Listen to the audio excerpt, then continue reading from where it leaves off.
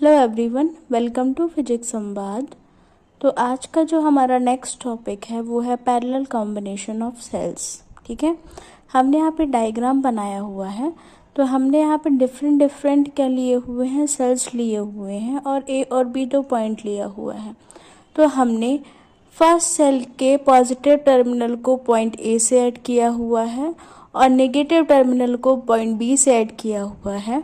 फिर हमने second cell के पॉजिटिव टर्मिनल को पॉइंट ए से ऐड किया हुआ है और नेगेटिव टर्मिनल को पॉइंट बी से ऐड किया हुआ है। फिर हमने थर्ड सेल के पॉजिटिव टर्मिनल को पॉइंट ए से ऐड किया हुआ है और पॉइंट नेगेटिव टर्मिनल को पॉइंट बी से ऐड किया हुआ है। इसी तरह हमने n नंबर्स ऑफ सेल्स को पॉइंट ए से, पॉजिटिव टर्मिनल को पॉइंट ए से और नेगेटिव टर्मिनल को पॉइंट बी से ऐड किया हुआ है। फिर हमने एक और बी को रेजिस्टेंस और एक की से ऐड कर दिया। जैसे ही हमने की को क्या किया, ऑन किया, तो इलेक्ट्रिक करंट जो है वो इस डायरेक्शन में फ्लो करेगा, फिर ऐसे आएगा, फिर ऐसे आएगा। ठीक है, तो इलेक्ट्रिक डायरेक्शन जो होगी, इलेक्ट्रिक करंट की जो डायरेक्शन होगी वो ये होगी। ठीक है, और यहाँ पे जो ईएमएफ है वो सेम है हर एक सेल में। ठीक, तो जो हमारा इंटरनल रेजिस्टेंस होगा वो 1/r' होगा is equal to 1/r plus 1/r plus 1/r और n नंबर ऑफ टर्म्स है।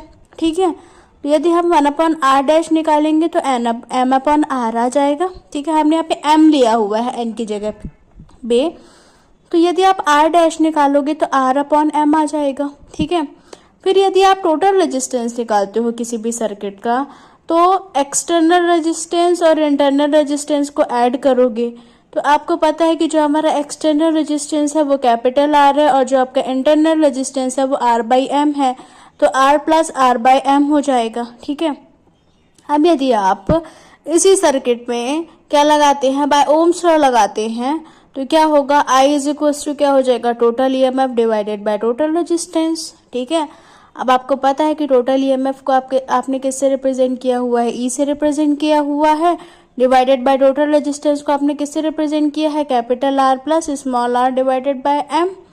ठीक, तो क्या हो जाएगा आपका, यदि आप m को ऊपर भेज देंगे या पहले फैक्टर लेंगे नीचे साइड, फिर m को ऊपर भेजेंगे तो m he divided by mr plus small r हो जाएगा।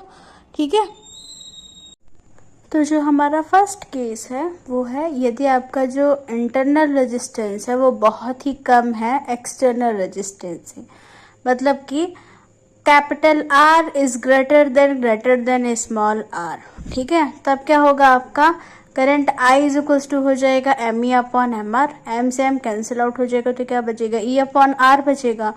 और जो E/R है वो क्या है, जो हमें वन सेल से करंट क्या हुआ है, ऑब्टेन हुआ है। ठीक है, तो हमें इसमें कोई भी एडवांटेज नहीं होगा यदि हम M सेल्स को क्या करते हैं, पैरेलल सीरीज में ज्वाइन करते हैं।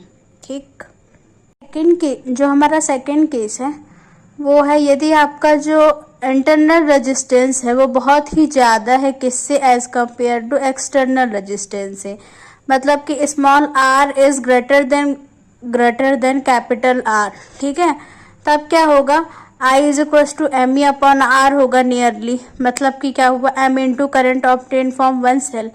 तो जितना एक सेल से करंट ऑब्टेन होगा, मतलब यदि हम करंट देंगे तो कितना होगा, जितने नंबर ऑफ सेल हैं उतना हमें एक सेल से करंट ऑब्टेन होगा। ठीक है, आई होप कि आपको समझ आया होगा। Thank you.